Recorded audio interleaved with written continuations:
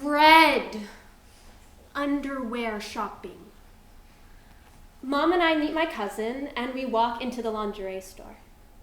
She's deaf, but reads lips well. Early in my life, I learned to sign. She laughs with me about all the designs on the panties. She signs, "No one's going to see these." I see one pair with a puppy on the front, saying, "Treats here," with an arrow. I want to go home. Driving away, music is filling the silence. Of course, it's all innuendos about sex. I tell my mom I'm not interested in being intimate with anyone. I sign to my cousin.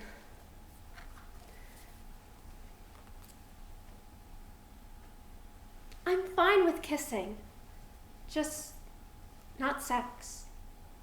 Mom laughs and tells me I just haven't found the right person yet. Person? How open-minded. We pull into the driveway, and I quickly get out of the car to hide my tears.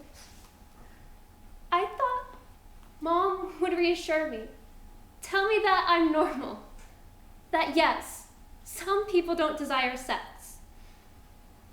But no, I think I'm broken. American journalist Chris Hedges says, "It is better to be an outcast, a stranger in one's own country, than an outcast from oneself." Many individuals do feel like an outcast among society, but they find others to support them, no longer feeling alone. PsychNet discloses that people with negative self-views may live in social worlds in which they are deprived of corrected feedback that could allow them to improve themselves. We should try to be more understanding of others, since judgment leads to people feeling disconnected and alone. Struggling Realization by Ayaka Lin. The next morning, I casually ask my friends about their thoughts on sex. It's like they practiced this. Casually they answer, "As long as it's with someone you love and it feels good. Perhaps if you want children, and especially if they're hot." Ew. Then my question gets turned on me. I tell them I'm not interested in being skin to skin with anyone. It seems uncomfortable and a hassle with all the precautions you have to take. Silence. Shocked faces. Stares. After they snap out of their daze, one friend says, "You just haven't found the right person." My heart screams. The bell rings. In other classes, I ask other classmates. But it's the same, like I'm speaking a different language. When I get home, I look in the mirror. I am broken. I signed to no one but myself. I flop on my bed, look up at the ceiling. I felt like an alien. Excluded. Alone.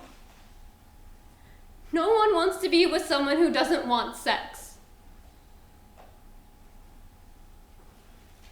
The next day, my cousin picks me up from school. The atmosphere is tense. Not because of her driving. Deaf people drive. Good.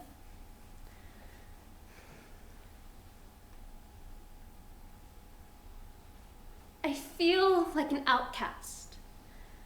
We're at a stoplight when I sign this. My cousin gives me a smile, then a smirk.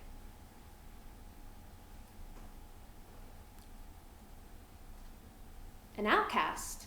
Wow, what's that like? I bite my lip. That's a universal sign. She gives my arm a nudge. When we get to my house, she scrolls through her phone and shows me a flyer for a deaf event this Saturday. The headline reads, "All are welcome." She points to one word, all. It's Saturday and my legs shake with each step as we walk into the cafe. My cousin notices this and gives my arm another nudge.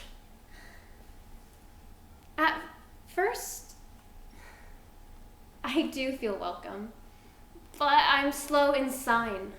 My cousin has led me to believe that I was fluent in sign language. This one girl can tell that I'm slow. So she gets out her phone, we exchange info, and we begin typing to each other. After the event, the conversation continues over text, and a bond begins.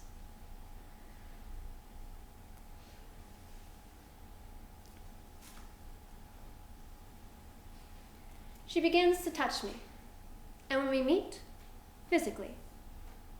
A lot. At first, it's uncomfortable.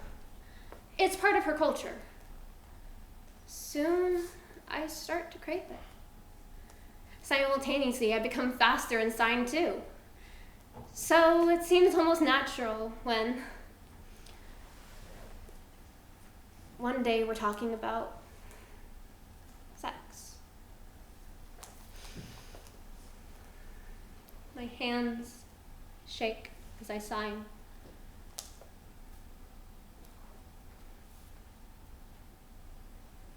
I want a relationship, just no sex. I shrink into my shoulders until she signs.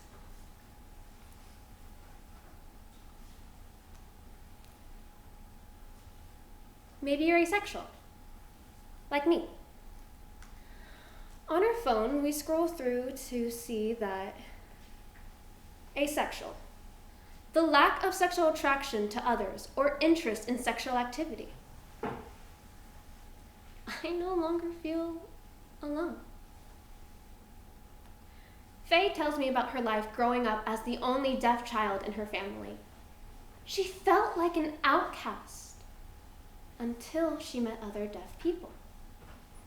She was never alone. Weeks go by and we begin to enjoy the empty spaces when nothing is said, finishing each other's sentences. So it seems almost natural when one day she signs.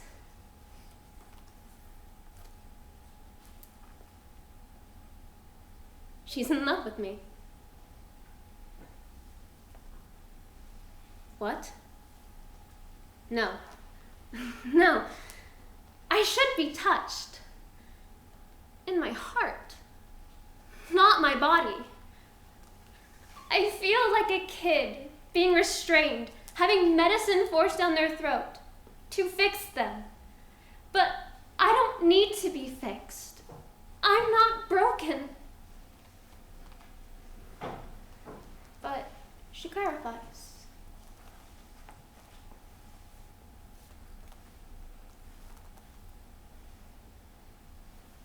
I'm in love with you, not your body. Sweat begins to pool at the top of my head. No sex. Great. No, really. Great. I did find the right person. Yet I still don't feel like how my mother thought I should. Faye has touched me since almost the beginning, but now I begin to touch her. It's just a hug. To you, maybe. But with every embrace, each has felt warmer than the first. When my family meets Faye, they welcome us at the dinner table. My mother on the right of me says she knew I'd find the right person. I shake my head. I'm embarrassed, but I know they won't understand. So I keep silent about my new identity. Faye gives my hand a reassuring squeeze. You can't have everyone understand you. You just need one. never alone.